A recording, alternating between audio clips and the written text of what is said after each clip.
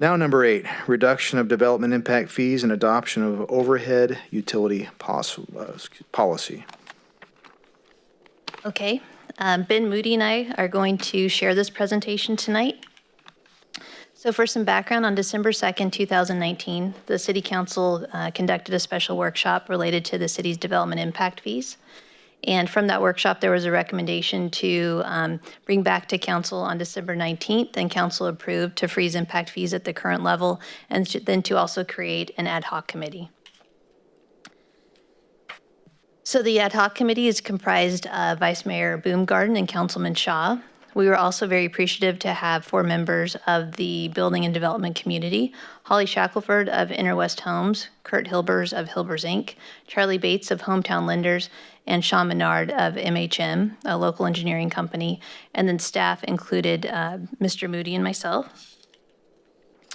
Discussion items, the intent was to take the approach of identifying short-term items, mid-term items, and long-term items. And so we discussed undergrounding of overhead utilities, development fees, infill development fees, and infrastructure financing. So in relation to the undergrounding of overhead utilities, we actually developed a map that showed all of the existing overhead utilities within the city. For the development fees, we reviewed a summary of development fees, of not only from the city, but outside agencies as well.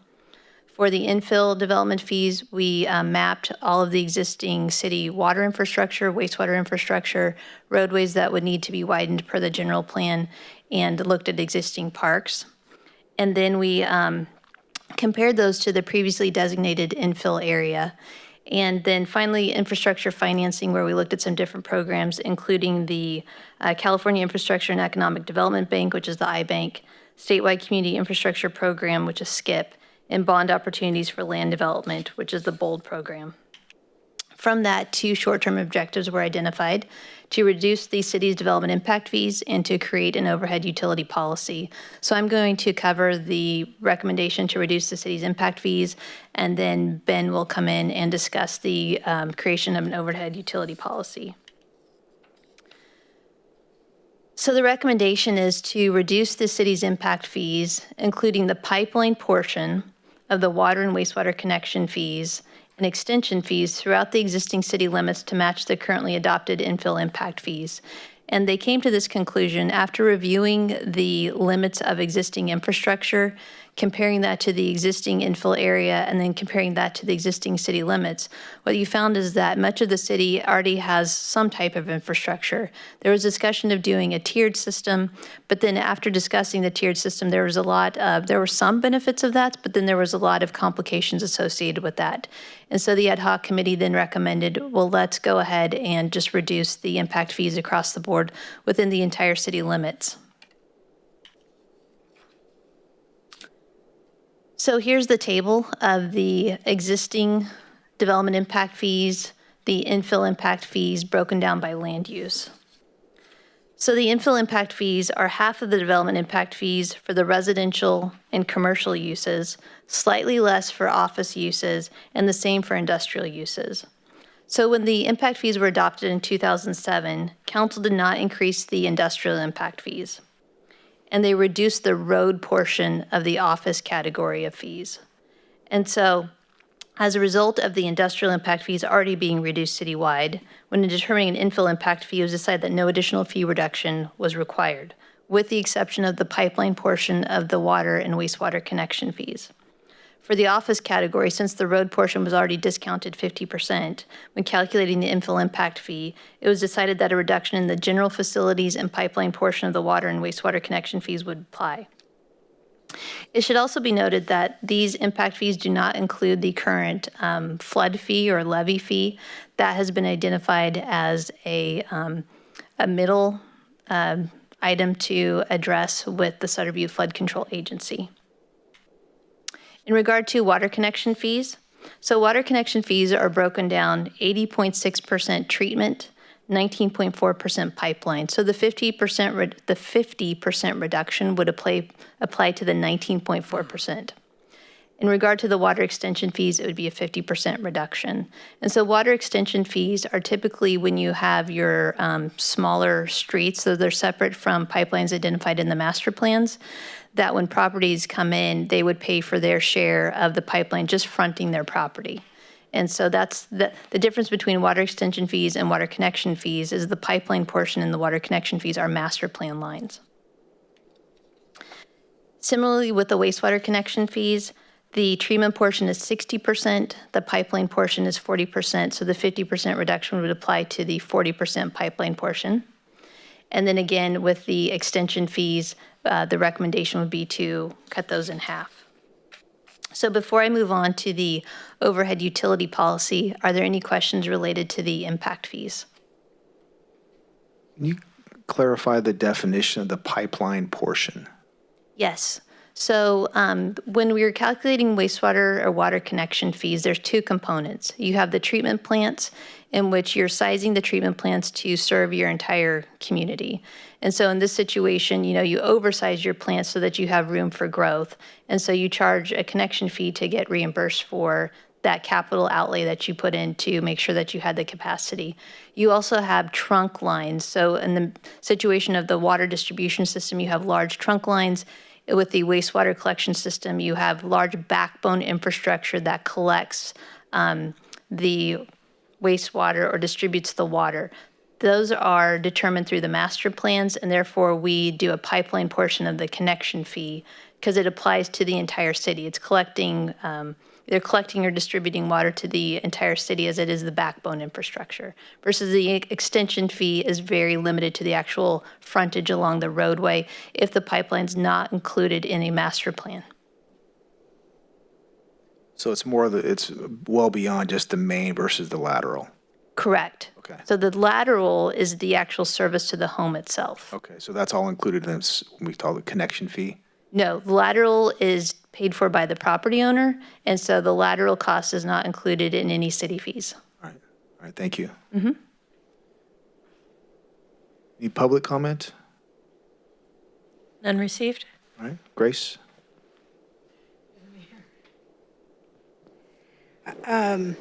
Thank you for outlining that. It's and thank you for our ad hoc committee. I just had a couple of questions in the selection of the members for the ad hoc committee besides our two council members. How was it determined that these individuals were selected? How did we solicit individuals to participate in the committee that formulated this? Through the mayor, I can answer that. Back at the meeting when we had it for the open public, the comment was made that we wouldn't be back for a year.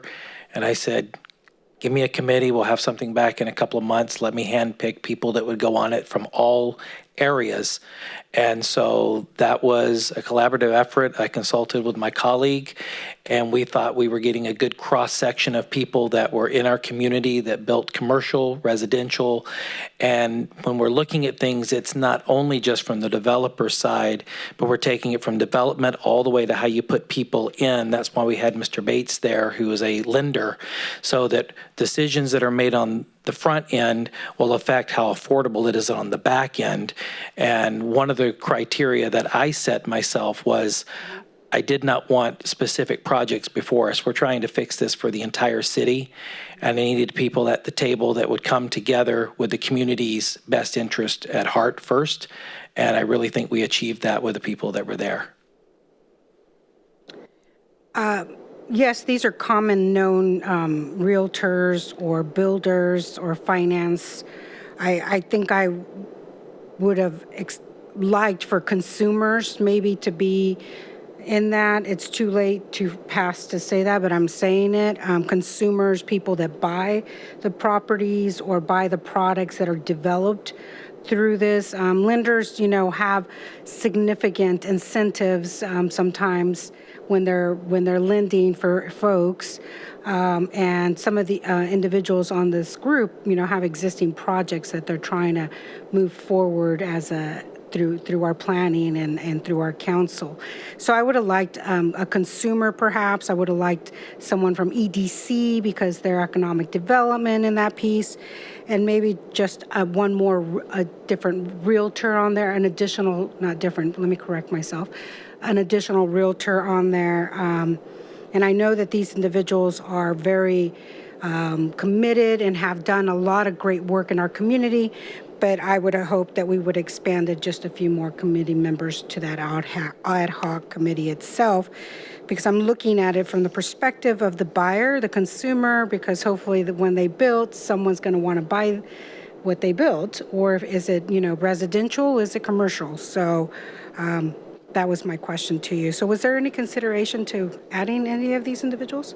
To address that, some of those people you mentioned, really, it's inappropriate for them to be at the table because from the consumer standpoint, we're trying to deal with the development through the lending of how to get them in. It's not a matter of if they would buy it or not. We're looking at things such as real median income, what is the lending power, how by doing some fees on this end will affect the purchase power on the other end.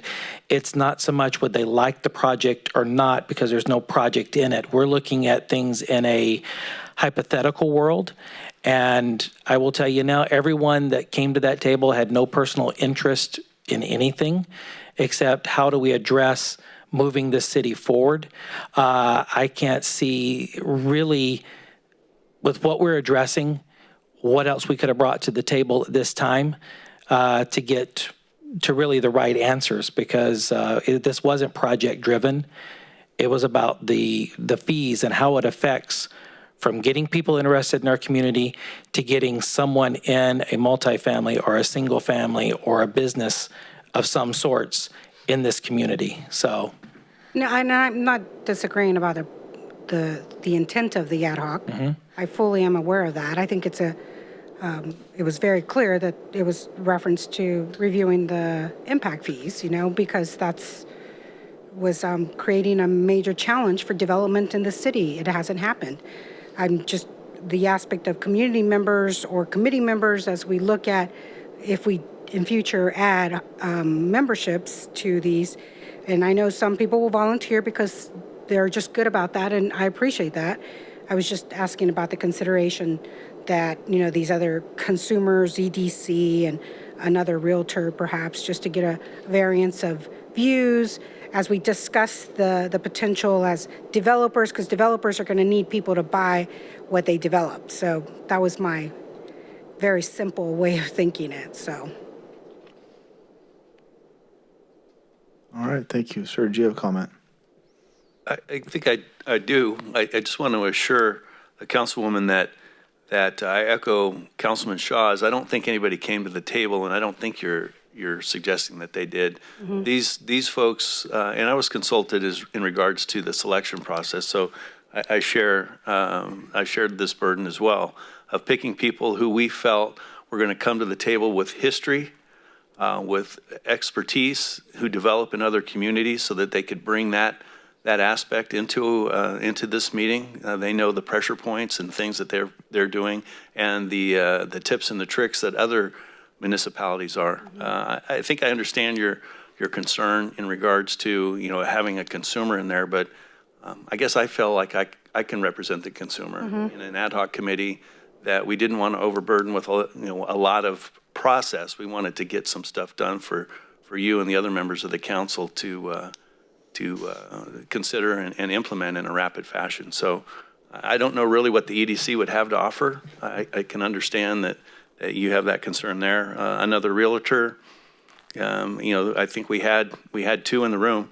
I don't know how many more we would need. We have a commercial and residential developer in Kurt Hilbers, and we have another residential developer in Interwest. I think they were well represented and communicated, at least to myself, effectively of what the pressure points that the folks that were trying to buy a home here were feeling. So, and I appreciate that. I'm just the idea of having an inclusive group, and you've done the diligence to do what you did, and I appreciate that.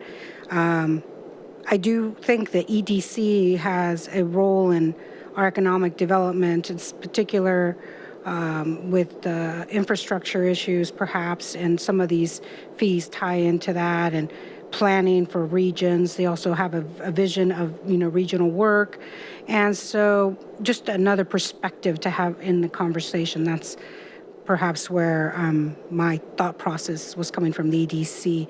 Now, the consumer, I'm always very considerate of individuals. Maybe it's because my humble means, and many of us from on the diocese came from very humble means. I do not mean to misrepresent any of you, but I consider the fact that many individuals are having a challenging time in purchasing homes because the value of what they can afford and the desire of having their own home is very tough to reach. As we look towards development, I hope that we can build some of those affordable housing, and that's where I'm thinking of as consumer connection. Even the housing authority could have been a representative as a consumer for a segment of our community. And I appreciate that, Vice Mayor, you're able to duly consider that as you're having these conversations. And maybe I'm going too far deep into the woods or the weeds at the moment, but this all ties back to developmental fees and the impact and looking at a reduction to stimulate the growth in our community.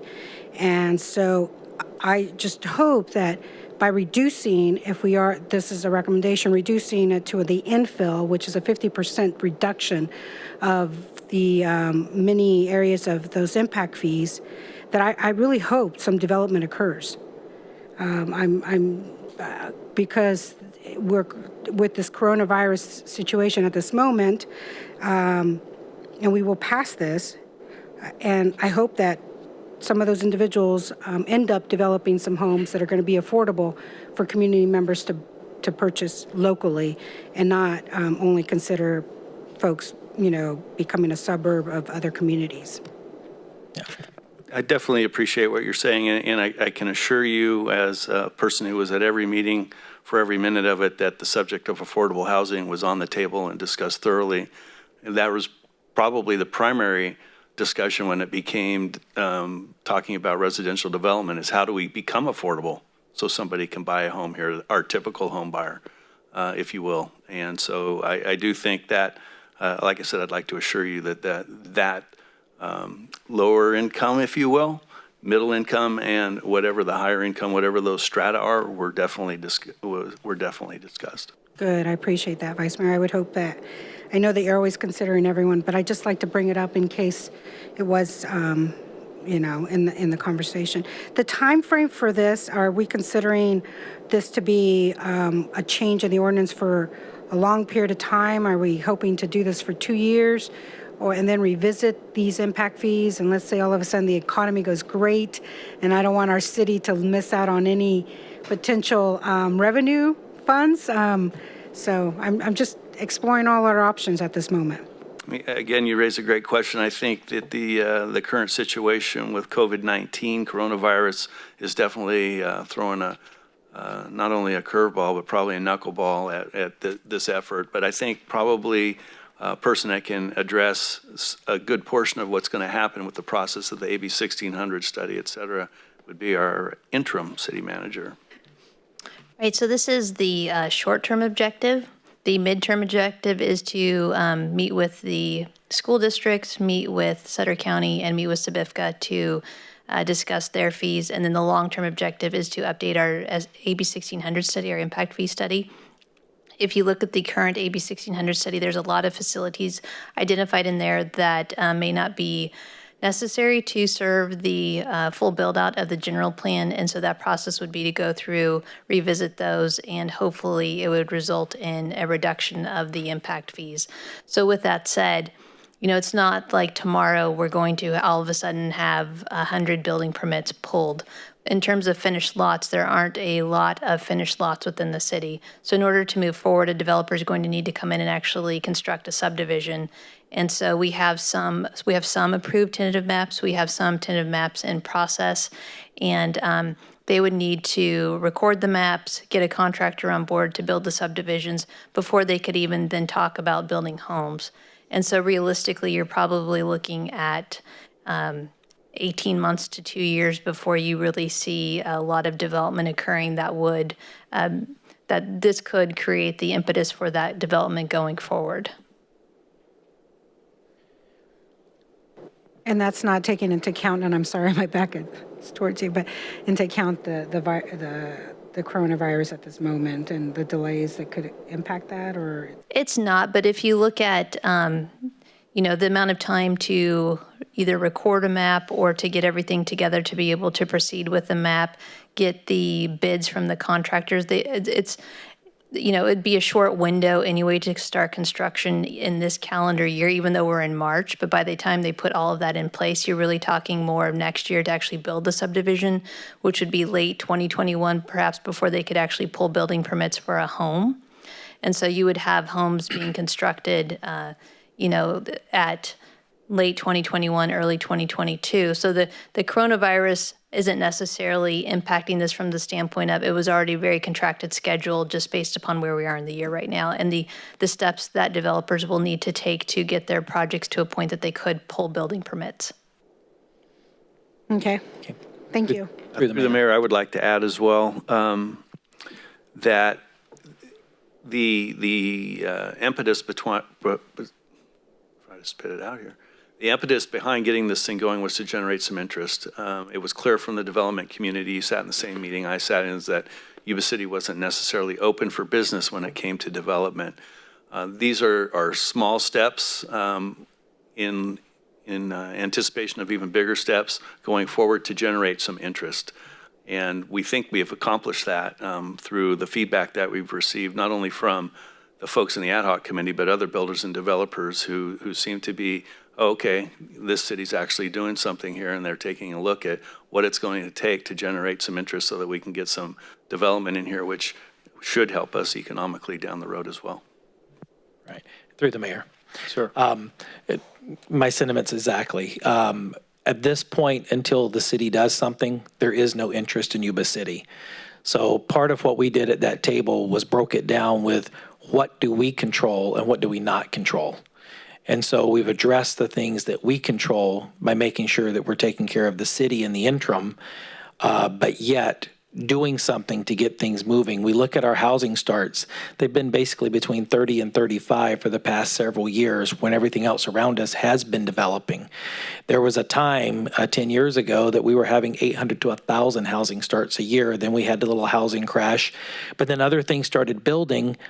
But because we were so focused, and I remember the comment very clearly back in January when we had just came onto the council where we were talking about this, and our former city manager said, I want to remind the council, you can do whatever you want to with impact fees. We'll just raise service fees. And it's like, whoa, wait a minute. That's counterproductive here. Just since we as a council met back in December and started this, there has been a buzz. I've been approached a couple of different times with people going, hey, when are you guys going to get things going? We're back interested in Yuba City. I've got people that are looking at Yuba City. Right now, the best way to describe it is we got high fees and we're getting 100% of zero. So we don't have an income stream. And with this, we have the opportunity to spark economic growth, get all housing here, trying to encourage them to develop affordable housing. But in short, we need all housing to make our economy grow. And with that, we got to fix it for everyone, not a single project, not one here and one there. And these were things that we specifically looked at was how do we fix this at the city level?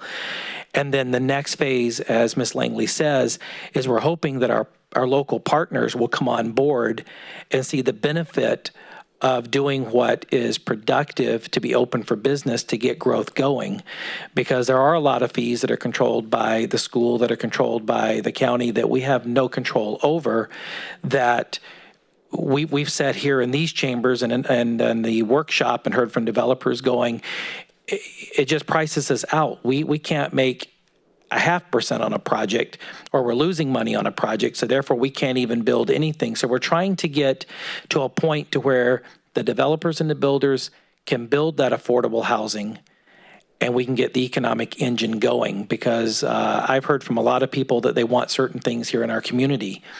Well, when they look at certain things that they want, as far as retail businesses and restaurants and even manufacturers and things to look at us, they start looking at things like single-family residences, median family income, education, all these different things coming together. And if we're not growing, we don't have the right number of houses, we can't get them. If we don't have the median income, we don't get them. That's why we've got to have housing across all spectrums. We have to absolutely take care of our affordable housing, but we also have to have the people that we're trying to relocate here from Paradise that were doctors and such with Adventist that couldn't find housing here. They need a different type of house. They also raise our median income, which helps attract the businesses. So this is a big economic engine, and the goal of this ad hoc committee was to think outside of the box and come back with something that would spark the interest, spark this growing, knowing that we're probably 12 to 18 months from something really grabbing a hold, but it's because it's been stagnant for 8-9 years. And through the mayor, I mean, just in final comments from myself, that I completely understand why we need to do this. In this decisions, I'm very strong in areas of other communities to be, you know, some of those that are not always considered to be part of that conversation. And so I'll bring that forward if I'm not on the ad hoc committee, and I'm sure I would ask you the same to do if I am on an ad hoc and I'm missing something. I would certainly love to hear that feedback and input from any of you up here. But it makes perfect sense. The infill fees are 50% less than what our current impact fees are. So I hope that this decision, that if we all agree to do this, and it may seem that we're heading that way, that we get something going as soon as the coronavirus settles and things happen. And I've heard from many elderly community members who like to downsize, but can't downsize because there's not housing available for them to downsize, and they want to stay in this community and need to move to other parts of Roseville or Rockland, other parts of the areas because of availability to purchase the type of home that they want. So I'm looking at it from all spectrums of consumers as well. So thank you. All right, thank you, Diane. I did have one question regarding the impact fees on the different residential we have big duplexes up there. We've had conversation before about some type of fee structure for ADUs. Is that reflected in there, or do we have the results of that? Yeah, I'll let Ben answer that question. All right. And then Ben's going to follow up with the presentation on the overhead utility policy. Yes, thank you. I would have forgotten and asked for a motion if you hadn't said that. All right, this is exciting stuff for me with my engineer hat on. This has been great stuff, and I think great stuff for the community here. Regarding ADUs, I just read the staff report that we passed. It was back in June, I believe, as far as the impact fees. And so in June, this council basically waived the impact fee cost for ADUs. And ADU, right now, the state law keeps changing on those and the definition of those, but predominantly it's in residential zones where residential is allowed and some mixed-use commercial.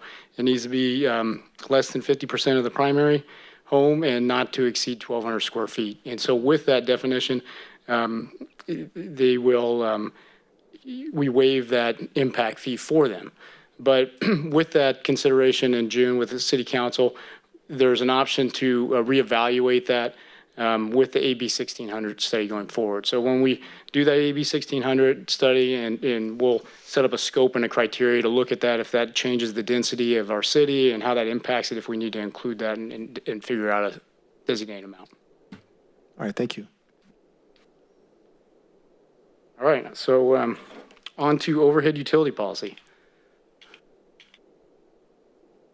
Okay, so this is one of my favorite things to talk about here. It's been a thorn in my side for years here, and definitely I guess to start for me, it's a new time with PG&E and the cost of construction. This has been a major burden over after the recession on just how to implement projects and coordinate with the utility companies and construction and how to, and the timing, and just to make things work. And so through this development ad hoc committee, we took a look at our policy, which the current policy was to underground all existing overhead utilities with development on the property frontages. So if you bought a property where the lines were on the north side of the road, that property would be solely responsible for the underground with the development compared to another property. And so that's led to different issues. So currently has been a standard policy that when projects are seeking entitlement, the city conditions the project to require that existing overhead utilities, power and telecommunications, be placed underground adjacent to the development frontage. In the early 2000s, the cost was substantially less and coordination with utilities was quicker and easier. I have a picture up here for reference. It's on Bridge Street in front of Carriage Square. And this was a rather simple underground. It had one dead-end power line with no telecommunications on it. And even in this simple case, it turned into a major deal where at the end, it was a time crunch to try to get that removed and up in time to coordinate with the development and at a substantial cost also. So the proposed utility policy that's been attached to the staff report, it basically provides options to address existing overhead utilities and establish a base cost for allowable improvements. The proposed policy provides options to developers, which is very beneficial due to the highly variable site conditions. So one of the things that we struggle with is every site is a little bit different, where power poles have service lines that service existing homes across the street, what that effort will be to cross the road, different equipment, and where those poles are at, if they need to be relocated to a certain spot, or how they're support poles for different adjacent utilities. And so it gets really complicated, and every site is a lot different. And so it's not where you could just kind of come up with a generic number that this site's going to cost so much a square foot versus the other side. Each site is different, as I talked. And so with this, we proposed, did I jump forward one slide? Okay, so doesn't match my my staples here. So what I have here is the undergrounding of all existing overhead utilities, the impacts. It's high expense. It's basically the private side is budgeting $850 a lineal foot to $1,100 a lineal foot. There's long and unknown time delays, as discussed, and a benefit of it, it does provide a clean, attractive appearance that reduces visual blight, which has been the primary reasoning in the past. It hasn't really been a safety issue. It was really that with development, what's clean up, what's make it look nice, what's meet current standards, and is the original reason for it being there. So with this new policy, we're basically proposing to give you the developer options. So existing overhead utilities, there's going to be an option where you could relocate the poles facilities to meet the roadway design standards, be outside the sidewalk in that planter strip, provide complementary shielding or landscaping, bundling equipment, and other aesthetic or structural enhancements, or the payment of an in lieu cost. So, and then with new utilities, so anything with the development, they would still have to provide new underground services to that. So if you had a new bank come in, you wouldn't string a new overhead service to that power box. You would basically have to have an underground service to the new facility. So even though if you had existing utilities on the frontage road, anything new would have, there wouldn't be allowed any new poles or new equipment being overhead. And so here's just a few visual pictures of some potential development sites that have been around. On the lower left corner, you have oh my goodness. There we go. So in the lower left corner here, we have Sanborn Road, and we have a potential area for future development that's zoned residential development in our sphere of influence. This is a real nasty area because you basically have existing power poles that are servicing homes on the east side of the road. And so in order to underground those, you would have to either put new poles on the east side of the road, so underground plus add new poles where the services come up and string to the homeowners, or you would have to individually update every home's electrical service, which gets complicated, to say the least, and expensive. You have B Street and Shasta, just east of Shasta. A lot of telecommunications, those dark lines on the bottom are fiber, and then you have the power up top. A lot of these poles, they crisscross at the intersections. So it's hard to just go, you can't just say put one underground, because it affects the pole to each side of it, and there are also support poles for others. So a lot of times when we say put this pole underground, if you own this property, what happens is they have to put a new pole over here and string more equipment over there, and it gets ugly and complicated. So with this new policy, it comes down to where we're establishing a minimum improvement cost that the developer will need to do besides undergrounding. So we came up with a cost that was reasonable based on what we were seeing and hearing from development engineers and development in the community, of a baseline of approximately $850 per lineal foot for the property frontage that has the utilities on it. And then with that, we're going to take a 25% value of that undergrounding cost and set that as the base minimum that the developer will need to do to improve their site. And so through that, there's qualifying expenses where they could relocate poles to a better location so they're outside of the sidewalk. They could put the complementary landscaping, walls, bundle equipment, maybe underground certain portions of the telecommunication or crossings across the road. And so any of those qualifying expenses would go towards that 25% amount.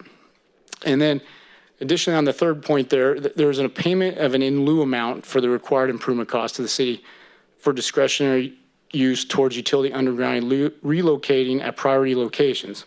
So the intent with this is that if the developer chooses, for a variety of reasons, if it's a small development or the timing, phasing, or if we want to coordinate it with a larger project, there's an option where a portion of that 25%, if they don't put qualifying expenses towards their project, that 25% value, up to that 25% value will come to the city.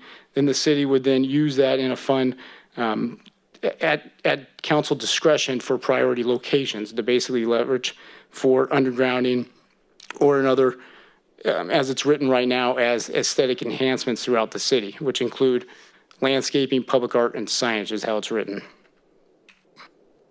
So an example. So try to put a picture to it. I pull up an example project. A lot are familiar. It's Clark Avenue, just south of Highway 20. We have the gas station that's been, looking to move forward with the project for a while, and then we have a vacant lot on the southeast corner there. So if you add up the red lines there, if you see the red, that's where the existing power poles are on that property. The $850 a lineal foot, it gets you, for that developer to put it in his estimate, if he came under the existing policy, it's about $212,000 it's going to cost him to underground that site.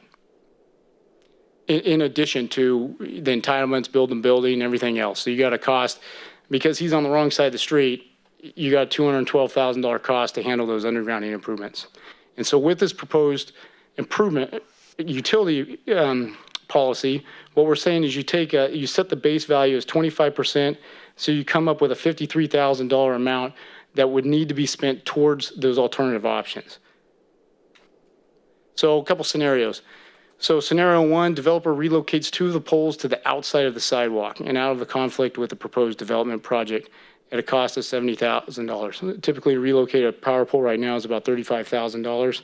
And so they could come in here and move a couple poles over, put them in a better spot, clean up some of that area there so it coordinates with their project and with the city's sidewalk and the road layout. And so with that scenario, they would basically spend more than that $53,000 and they would fulfill that obligation. Scenario two, the developer relocates one pole at a cost of $35,000 and pays the shortfall amount to the city in the amount of $20,000. And so the numbers aren't exact right there. It's approximately, the number is to get to 53. And so whatever that shortfall amount is, he'd have to get up to, so it's approximately 20,000. They would pay that to the city for this priority. Basically, we build up this priority fund that can then be used at locations to either leverage with other projects or priority locations in the future for the city council's discretion. So with that, the city also reserves the discretion through the policy to, regarding large projects, that we still look at larger projects that require development plans, specific plans, and master plans, projects that are adjacent to designated streets requiring undergrounding. So if the city or if we'd establish an undergrounding district, then this wouldn't apply to that road necessarily. And then also we put an exemption in there to reserve for specific cases where it just is not allowed. There's always some sort of situation that might come up that's just totally infeasible. So there's a specific exemption in there just for the rare events that it can't be handled. So with that, I would be happy to answer any questions about it.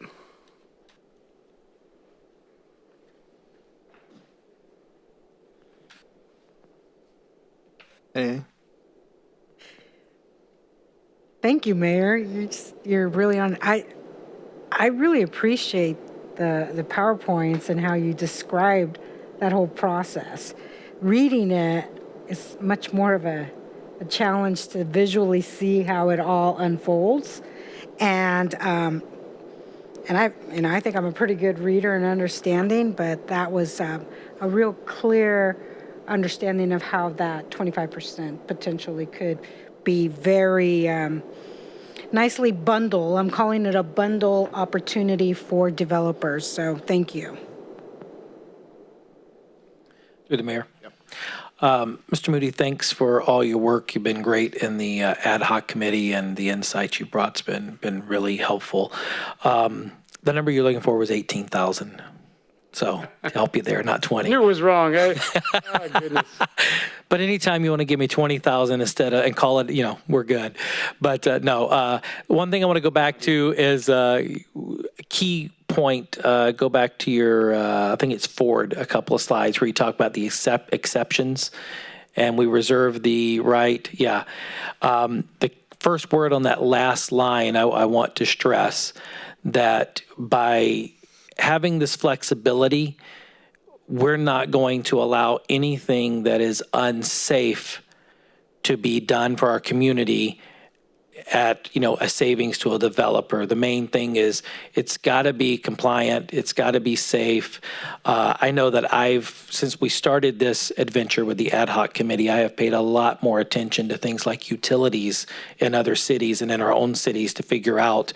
And it was one of the two of you mentioned Stabler Lane, and I've driven that for 30 years and never noticed that the utility poles are on the east side of Stabler because they're right there and they're high. But you drive by it every day and don't realize it. So we already have these in place, and so it's nothing that hasn't been done before.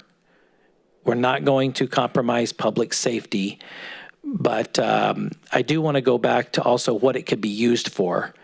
And I do think that we need to, the in lieu fee, with the aesthetic enhancements.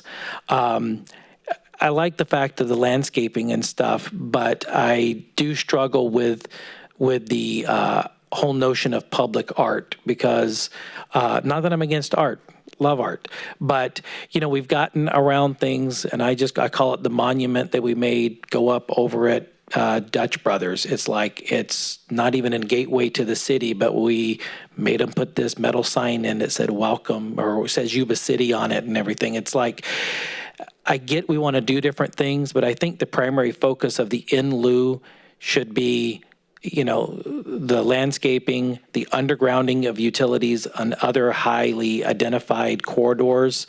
It's just a personal preference, but we've spoke about it, so this is nothing that's new. I personally have mixed feelings about public art being in there. So this is a policy tonight before the council, and so definitely it's open for comment and drafts and changes. Through the mayor, I echo Councilman Shaw's applaud of the time and the effort that you and Ms. Langley have put in all the different things with the protection of the city, I think, as part of you, but also being reasonable to the developer. Really, the only comment I had, and again, as Councilman Shaw mentioned, this is something that you and I have had some talk with, is, again, I'm not against public art. I think that if a developer is paying an in lieu amount, then they should have the option of either having that go into the fund for which it was being generated, which in this case is undergrounding, or something that happens on that project, something that's directly related to that project and not something that might be used somewhere else in the city. Other than that, I support this policy, but I do think that it's I don't believe it was in the entire intent of the ad hoc committee to take in lieu money and spread it around to anything other than the undergrounding or site-specific projects to the project that's paying the in lieu fee.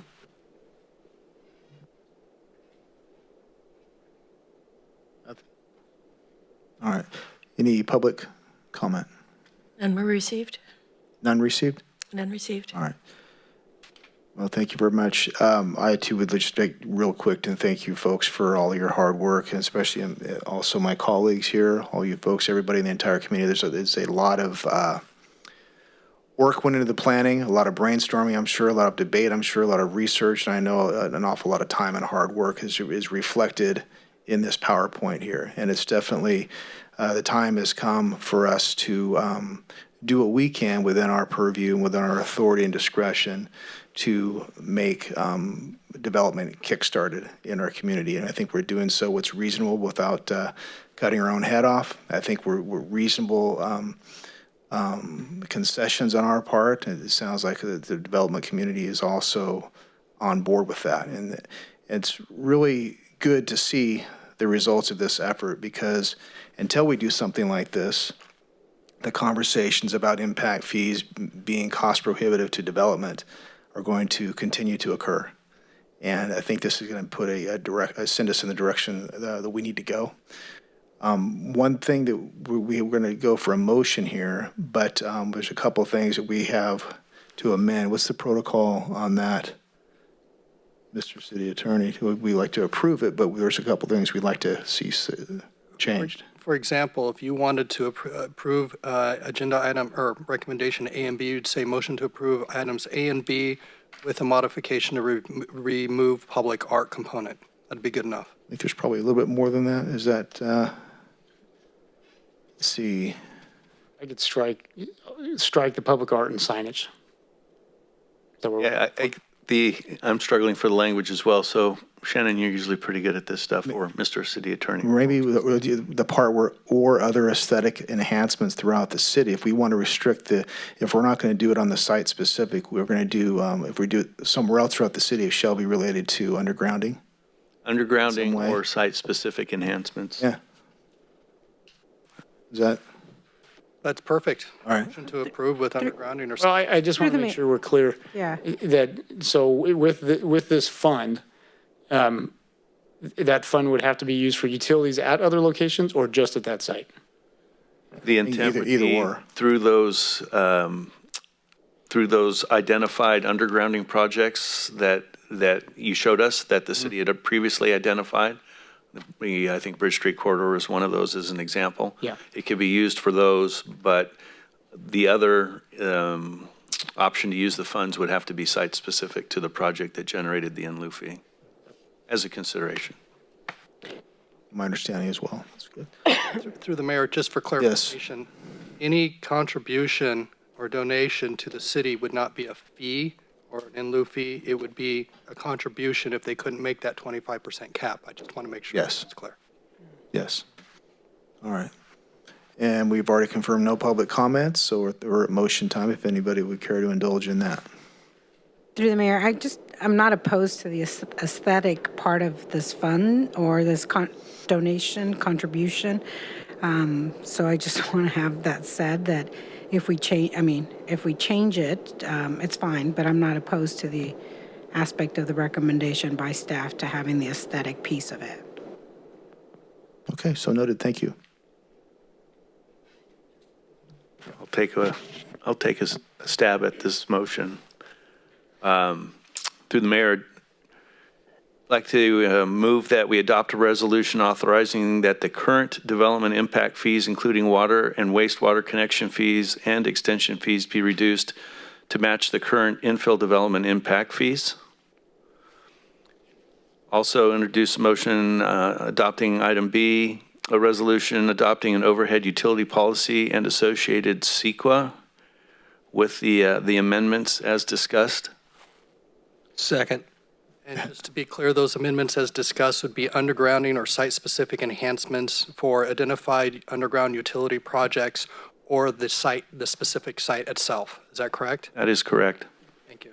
And the second stands? I'll second it again. Okay. All right. All those in favor? Aye. And opposed? Unanimous. Thank you very much.